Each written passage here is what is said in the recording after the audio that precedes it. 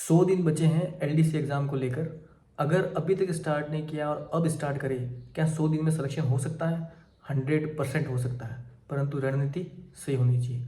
आइए जानते हैं कैसे हमको हमारी रणनीति बनानी है ताकि हम इन 100 दिन में सिलेक्शन कैसे लें। नमस्कार दोस्तों, मेरा नाम है जतिन शर्मा। मैं एलडीसी 2024 हॉस्टल सुपरिटेंडेंट 2024 में सिलेक्टेड हूँ। वर्तमान में मैं कनिष्ठ सहायक पद पर शिक्षा विभाग में कार्यरत हूँ।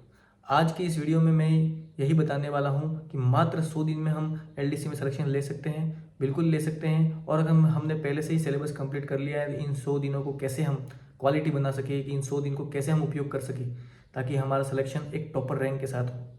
दोस्तों, मैं यहाँ कोई पैसे कमाने नहीं आया हूँ, ना ही कोई पेड प्रमोशन लेके आया हूँ। मैं आपसे सीधे बात करने के लिए आया हूँ ताकि जो गलतियाँ हमने की हैं वो आप ना करें और जल्द से जल्द अपने सरकारी नौकरी का सपना पूर्ण करें। आइए दोस्तों, हम इन 100 दिन को सबसे पहले कैसे बांटते हैं उस पर बात करेंगे। हमारे पास अभी 100 दिन बचे हैं। उस 100 दिन को हम इस प्रकार बांटेंगे कि सबसे पहले 40 दिन को हमें क्या करना है, फिर उसके बाद जो 30 दिन है उसे हमें क्या करना है, फिर उसके बाद जो 30 दिन है उसमें हमें क्या करना है। 40 दिन जो सबसे पहले हैं उसके अंदर हम हमारे सिलेबस को कंप्लीट करेंगे। अगर आपने अभी तक अपना सिलेबस कंप्लीट नहीं किया है, तो अगर आप एकदम फ्रेशर हो, मैं इन 100 दिन में सिलेक्शन कैसे ले सकता हूँ उस पर ऊपर ज़्यादा फोकस करता हूँ कि अगर आप एकदम फ्रेशर हो तो पहले 40 दिन को अपना सिलेबस कंप्लीट करना है। उसके बाद के जो 30 दिन हैं उसके अंदर सिलेबस तो साथ में चलना ही है, जो जो बचा है उसके साथ प्लस रिवीजन करना है जो आपने पहले पढ़ रखा है उसको। उसके बाद जो लास्ट में 30 दिन बचते हैं वो सबसे इंपॉर्टेंट हैं, जिसमें हमें रिवीजन प्लस एमसीक्यू लगाने हैं। ज़्यादा से ज़्यादा पीवाईक्यू क्वेश्चंस को हमें अटेंड करना है। तो 40, 30 और 30 के सेट को हमें कंप्लीट करना है ताकि हम 100 दिन में सिलेक्शन कैसे ले सकते हैं।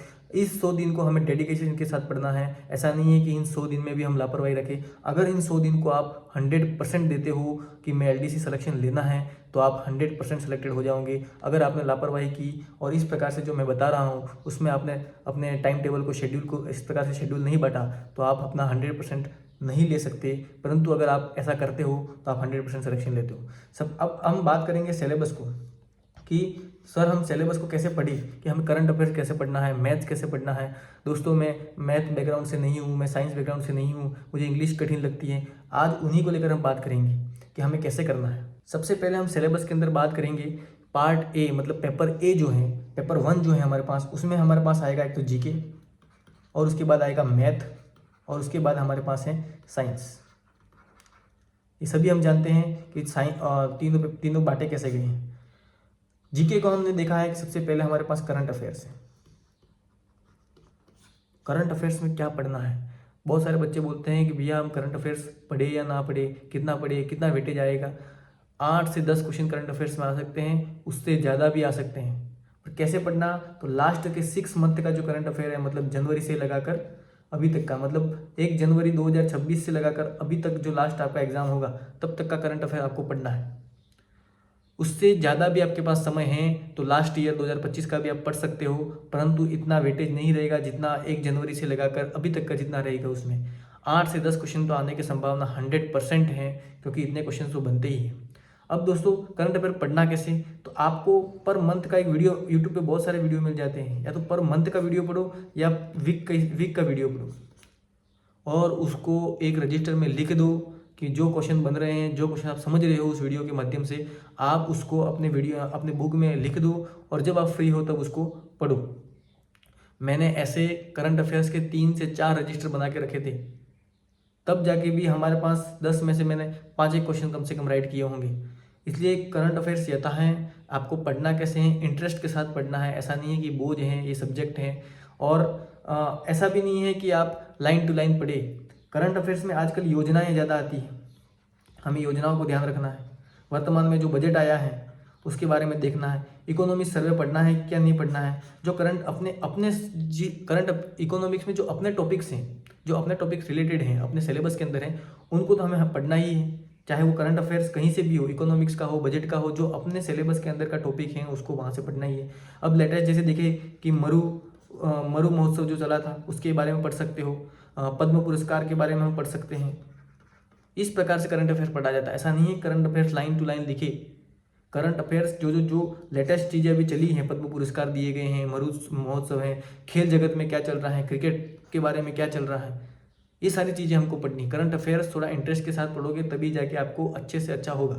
परंतु पढ़ना कितना है, मैंने बोल रखा है लास्ट 6 मंथ का हमें पढ़ना है और अच्छे से पढ़ना है, तभी जाके आपको करंट अफेयर्स वहाँ पे आपका साथ देगा। अदरवाइज करंट अफेयर्स मतलब ऐसा नहीं है कि उसमें 10 क्वेश्चन आएंगे तो हम इतना पढ़ लिया इसको छोड़ दें, छोड़ना नहीं है। ज़्यादा भी क्वेश्चन आ सकते हैं, आपके अंदर के जो टॉपिक्स हैं उसके अंदर से भी वो क्वेश्चन आ सकता है। इसलिए मैं यही बोलना चाहूँगा कि करंट अफेयर्स को बहुत टाइम दे। इसके बाद आता है जीके का। जीके में हम देखा है तो सबसे पहले हमारे पास है राजस्थान जीके, राजस्थान हिस्ट्री, इसके बारे में बात करते हैं। इससे पहले एक चीज़ और है हमारे पास, वर्ल्ड ज्योग्राफी। अब वर्ल्ड ज्योग्राफी को कैसे करना है वो देखते हैं। वर्ल्ड ज्योग्राफी का एक टॉपिक है, शायद 2 से 3 घंटे का लेक्चर होगा वो। अगर आपने पहले से पढ़ रखा है तो आप उसको रिवाइज कर लो। अदरवाइज आप ये सोचते हो कि मैं 100 दिन के अंदर अब उसको छूँ, तो आप इसको बिल्कुल मत छूना। 1 से 2 क्वेश्चन आने के चांसेस हैं और वो भी आपको आएगा, ऐसी गारंटी नहीं है। इसलिए एक प्रकार से अगर आपने पहले पढ़ रखा है तो सिर्फ रिवाइज कर लो, अगर आपने पहले नहीं पढ़ा है तो इसको छोड़ दो। उसके बाद आता है हम राजस्थान हिस्ट्री। राजस्थान हिस्ट्री में भी राजवंश जैसी चीज़ें हैं, अगर आपने पहले पढ़ रखी हैं तो ओके है, तो आपको उसको देखना ही नहीं है, क्योंकि राजवंश आप कितना भी पढ़ लो, सिंपल इस टाइप के छोटे छोटे क्वेश्चन आ जाएंगे और आप बहुत कुछ पढ़ के जाओगे वहाँ पे। कब युद्ध कौन सा हुआ था, ये न वो, वहाँ नहीं आएगा इस टाइप का क्वेश्चन। हमें मॉडर्न हिस्ट्री पे ध्यान देना है। मॉडर्न हिस्ट्री मतलब 1857 की क्रांति क्या है, किसान आंदोलन क्या है, प्रजामंडल क्या है, और भी जो चीज़ें हैं, नारी मतलब महिला सशक्तिकरण के लेकर जो भी युद्ध हुए होंगे उन चीज़ों को लेकर हमें पढ़ना है कि 1857 की क्रांति के बारे में क्या है, कि हमें किसान आंदोलन के बारे में क्या है, इन सब चीज़ों को पढ़ना है। मॉडर्न हिस्ट्री को हमें अच्छे से पढ़ना है, तब जाके हमारा वहाँ पे ज़्यादा से ज़्यादा क्वेश्चन हम उठा पाएंगे और ज़्यादा से ज़्यादा क्वेश्चन हम राइट कर पाएंगे।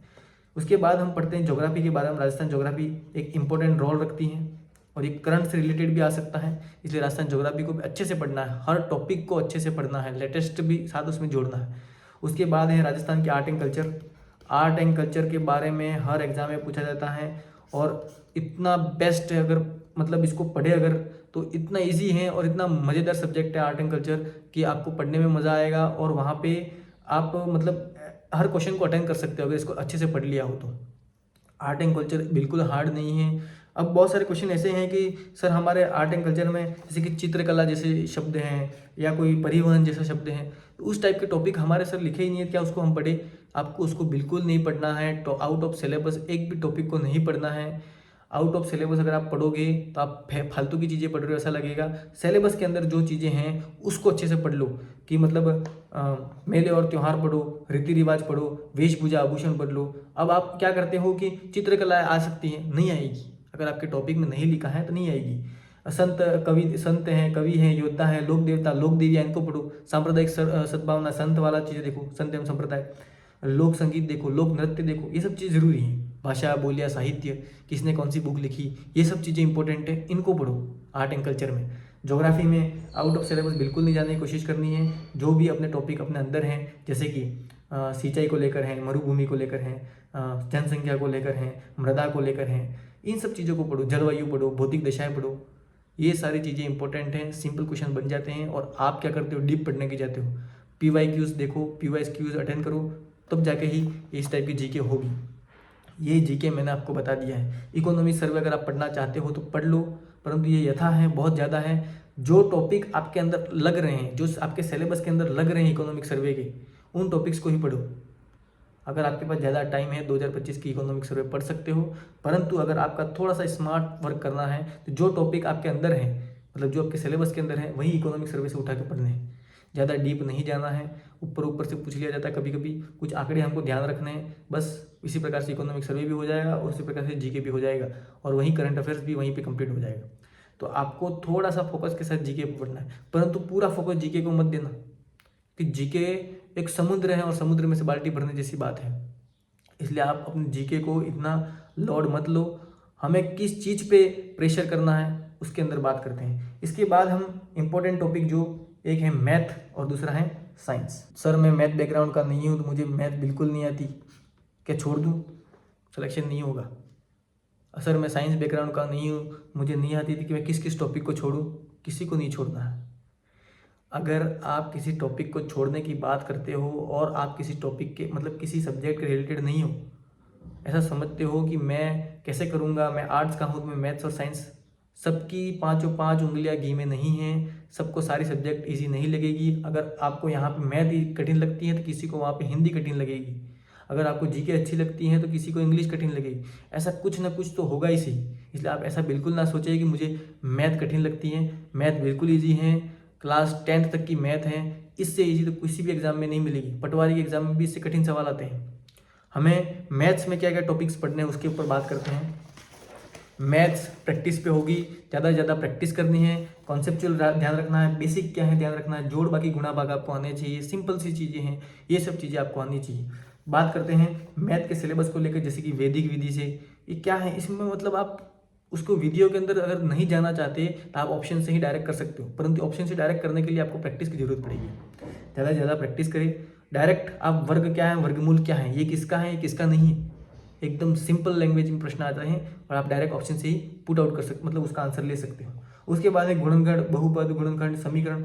ज़्यादा से ज़्यादा टॉपिक डायरेक्ट ऑप्शन से हो सकते हैं। 3 ऑप्शन काटने आना चाहिए, ये भी एक विधि है, ये भी एक स्मार्ट तरीका है कि 3 ऑप्शन काटूँ कैसे और चौथा ऑप्शन राइट कैसे करूँ।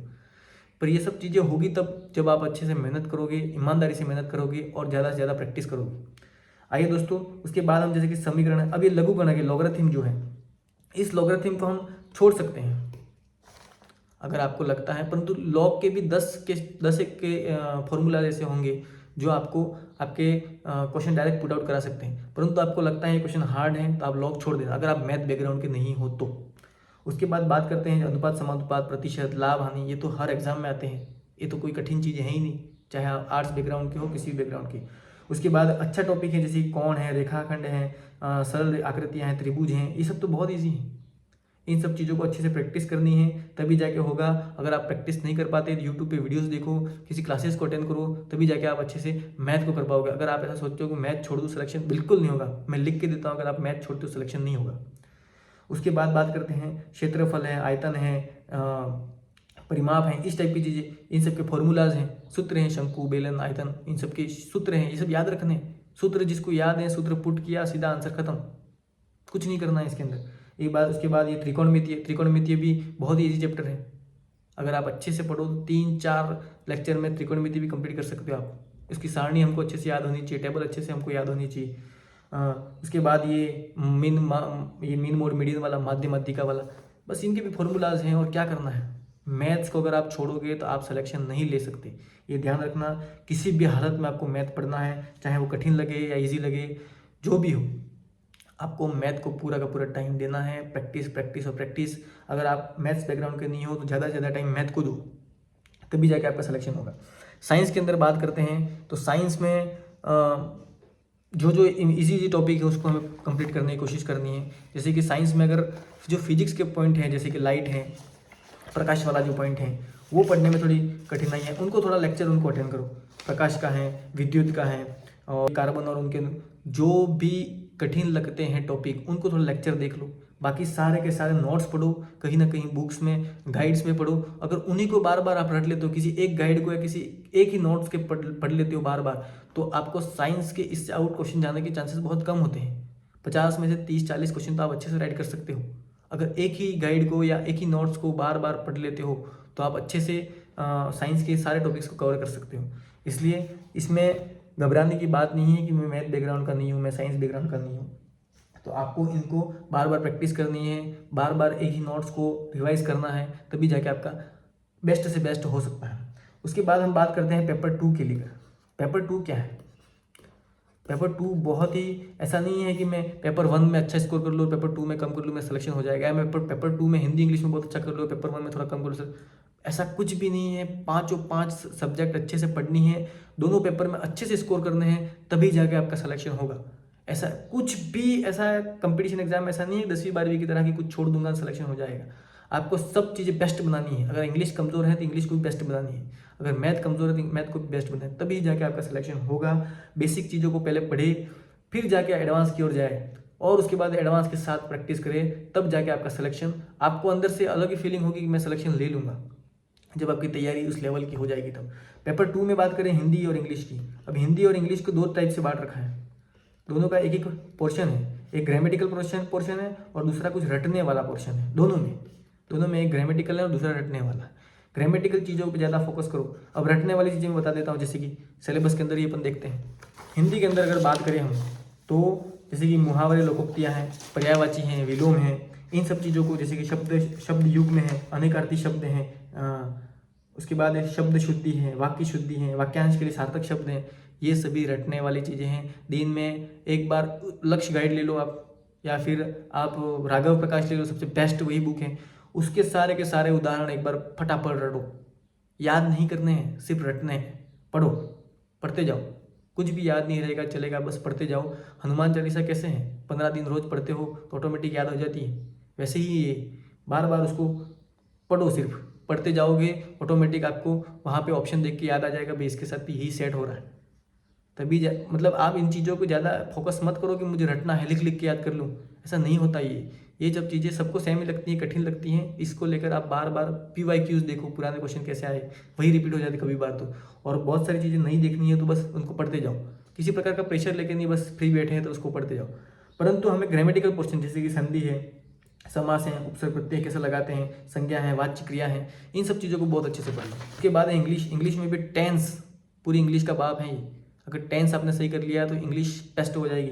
जैसे कि टेंस आपने कर लिया तो उसके बाद वॉइस आपको अच्छे से आएगा, नरेशन आपको अच्छा से आएगा, ट्रांसफॉर्मेशन अच्छे से आएगा, आर्टिकल, डिटर्मिनर, प्रेपोजिशन, कुछ चीज़ें जैसे कि ट्रांसलेशन हिंदी से इंग्लिश में कैसे करना, ये सभी चीज़ें टेंस पर डिपेंड करती हैं। टेंस आपने अच्छे से पढ़ लिया तो आधा सिलेबस तो ऐसे कंप्लीट हो गया। अब इसमें छोड़ना क्या है, एंटोनिम, सिनोनिम छोड़ दो, किसी को नहीं आने वाले, ठीक है। फिर आपकी किस्मत में बाय लक कुछ पढ़ा होगा, कहीं से बैठ गया था, ठीक है, परंतु एंटोनिम, सिनोनिम छोड़ दो, कन्फ्यूजेबल वर्ड छोड़ दो, पैसेज पे अच्छा ध्यान दे दो, लेटर पे अच्छा ध्यान दे दो। फिक्स प्रश्न आते हैं लेटर में, बार बार रिपीट हो जाते हैं, 8-10 प्रश्न हैं। टेंडर किसको बोलते हैं, सर्कुलर किसको बोलते हैं, ऑफिशियल लेटर क्या है, डेमी ऑफिशियल क्या है, इन सब चीज़ों को अच्छे से पढ़ लोगे तो आपको दिक्कत किसी बात की नहीं होगी। दोस्तों, पूरी की पूरी सिलेबस को हमने अच्छे से उसका ऑपरेशन कर दिया है। 100 दिन को कैसे बांटना है वो भी मैंने आपको बता दिया है। अब मैं आप लोगों को यही बोलना चाहूँगा कि सबसे पहले तो सिलेबस कंप्लीट करें, उसके बाद अच्छे से रिवीजन करें, उसके बाद जो इम्पोर्टेंट चीज़ें हैं वो हैं टेस्ट और टेस्ट। ज़्यादा से ज़्यादा मॉक टेस्ट लगाओ, मॉडल पेपर कहीं से भी मिले, यूट्यूब से मिले, टेलीग्राम से मिले, ऑफलाइन मिले, ऑनलाइन मिले, कहीं से भी मिले, आप उसको उठाओ और ज़्यादा से ज़्यादा मॉक टेस्ट दो, ज़्यादा से ज़्यादा पेपर दो, तभी जाके आपको एक अलग ही फीलिंग आएगी कि हाँ अब मैं अच्छे से नंबर ला सकता हूँ। मैंने अपना स्कोर क्या किया, बेस्ट टेस्ट कौन सी हैं, उसको रिलेटेड भी एक वीडियो बनाया है, आप उसको भी देख सकते हो। सेफ स्कोर क्या है LDC को लेकर, आप उस वीडियो को भी देख सकते हो। और क्या स्ट्रेटेजी बनानी है, कौन सी बुक बेस्ट है, ये सभी चीज, इन सभी रिलेटेड LDC को लेकर मैंने वीडियो बनाया है, क्योंकि मैं खुद LDC का एस्पायरेंट रह चुका हूँ और मुझे मालूम है कौन सी चीज़ की कमी हर बच्चे को होती है। इसी को लेकर ये पूरा चैनल डेडिकेटेड है अपने इस LDC को लेकर।